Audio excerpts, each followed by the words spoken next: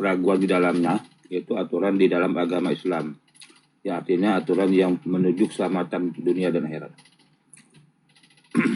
Itu aturan yang benar, yang sempurna. Adapun aturan-aturan yang agama lain dan Islam, itu aturan yang sudah bercampur aduk, yang tidak tahu lagi kemurniannya. Tapi kalau Islam, itu aturan yang jelas, yang sudah diridhai Allah. Tinggal kita melaksanakan saja. Beriman dan melaksanakannya apa yang diperintahkan Allah dalam ajaran Islam. Karena ajaran Islam ini murni dari Allah dan sudah disempurnakan. Al-Quran juga sudah menjelaskan tentang para nabi, para rasul, para malaikat, dan para kitab-kitab terdahulu. Jadi, perkataan ayat-ayat Al-Quran itu jelas, tidak bisa dibantah. Karena itu Allah sendiri sudah mengatakan Al-Quran adalah agama yang kuridai. Dan kitab yang sempurna, pegang teguhlah pada Al-Quran hadis. Karena ini penyempurnaan. Kitab-kitab dahulu memang ada, memang dari Allah SWT. Semua kitab, semua dari Allah. Cuma yang sempurnanya Al-Quran. Karena dahulu itu sudah banyak dicampur, sudah banyak ada yang dirahasiakan, ada yang disembunyikan. Bahkan ajaran sebelum-sebelumnya udah banyak dicampur aduk. Maka Islam inilah meluruskan segala ajaran, menyempurnakan segala ajaran. Jadi ajaran yang sempurna, yang lurus, yaitu Al-Quranul Karim dan hadis Rasulullah. Nah, kalau Al-Quran yang telah ditulis ini, Al-Quranul Karim ini nggak usah diragukan lagi. Karena ini bukan sembarangan orang yang nulisnya, ini orang yang amanah yang nulisnya. Nah, lalu hadis Rasulullah itu perlu kita pelajari lagi, karena banyak hadis yang dhaif. Kalau hadis yang tidak sesuai dengan bertentangan dengan Al-Quran, maka tinggalkanlah. Tapi kalau tidak bertentangan dengan Al-Quran, jalani. Ini perintah Allah ya, perintah Allah. Jadi kita harus mengikuti ajaran Al-Quran Karim, yaitu pegang teguh pada Al-Quran dan hadis, dan tegaklah akidah agama Islam. Nah, begitu. Jadi, bagaimana ketika kita mendapat pengetahuan dari luar selain dari Islam? Nah, kita lihat kalau memang dia itu tidak bertentang pada Al-Quran, ajarannya, misalnya dia menyampaikan tidak bertentangan Al-Quran, ya kita imani, kita benarkan. Tapi kalau bertentangan, tak usah diikuti. Begitu saja. Karena semua sesuatu itu kan berasal dari Allah. Namun ada yang Allah ridho, ada yang tidak. Nah, jadi yang Allah kita ikuti yang Allah ridho.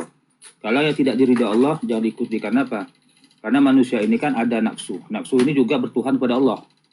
Cuma sifat nafsu ini mengingkar. Iblis ya. Iblis juga bertuhan pada Allah, menyembah Allah, tapi dia mengingkar. Nah, beda sama para rasul. Rasul ini dia beriman pada Allah, tapi tidak pernah mengingkar. Itu beda. Jadi kalau ada yang sifat-sifat iblis ya, yang selalu ingkar, yang mengingkar Allah, yang kedua yang mengingkar ayat-ayat Allah, nah itu sifatnya iblis, jangan diikuti.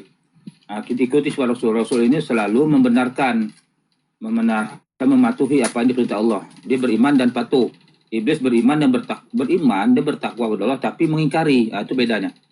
Nafsu ini juga beriman. Jadi kalau carilah seperti Rasul, beriman, bertakwa, dan menjalankan perintahnya. Nah, itu yang benar.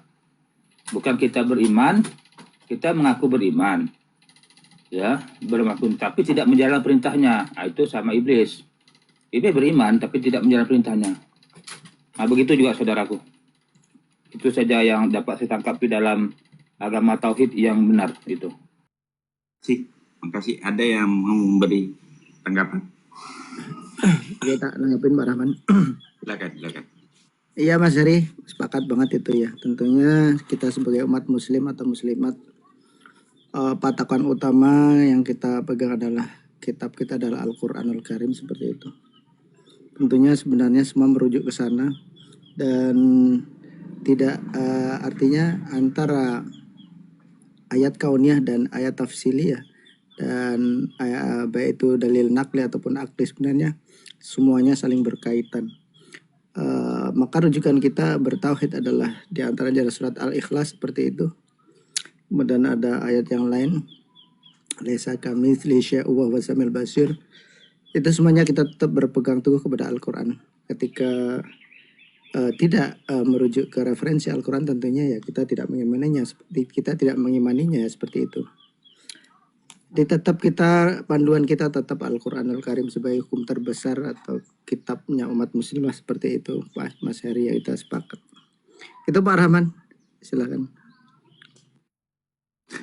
Kalau Al-Quran tidak ada keraguan, yang masalah kemudian Bung Heri, banyaknya hadis-hadis itu yang boleh dikatakan doif atau mungkin ada yang maudhu.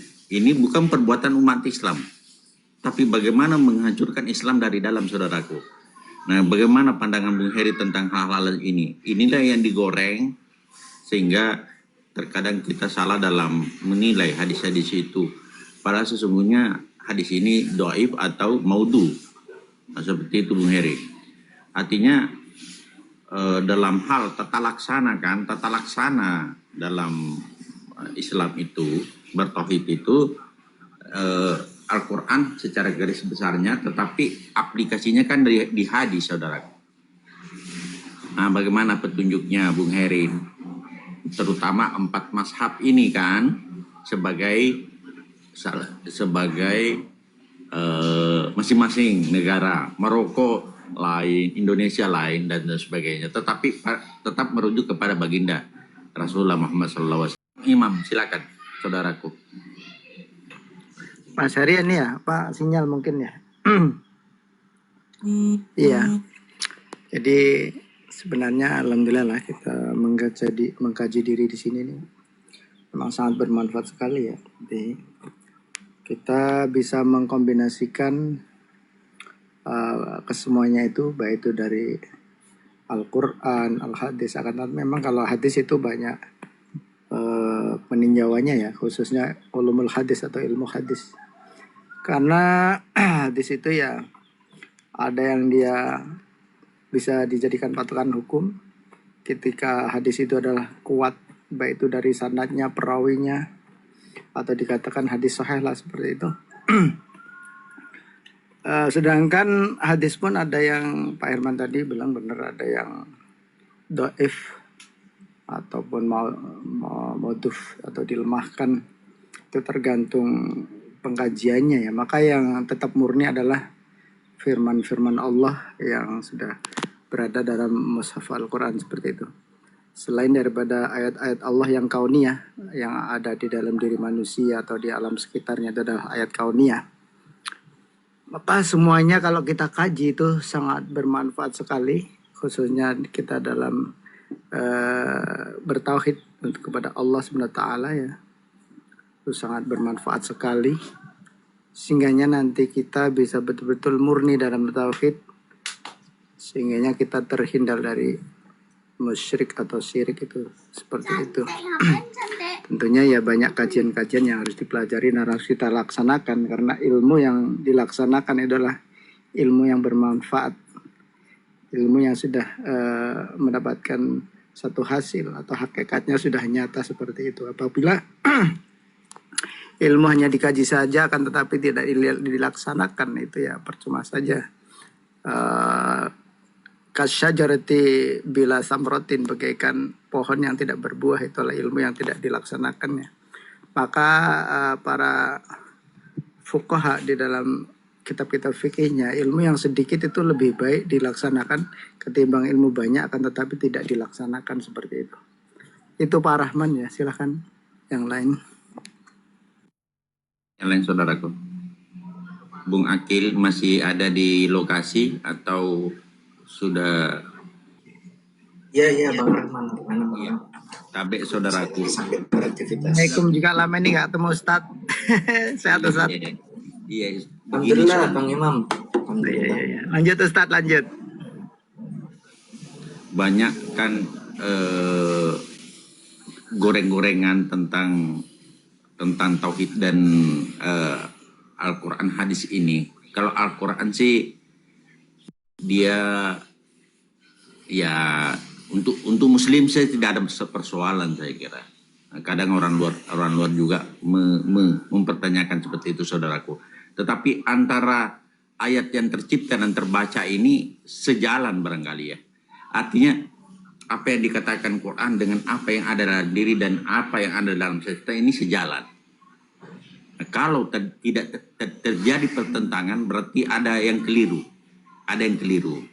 Nah, mohon pencerahan. Misalnya Al-Quran mengatakan ada api di dalam lautan, ternyata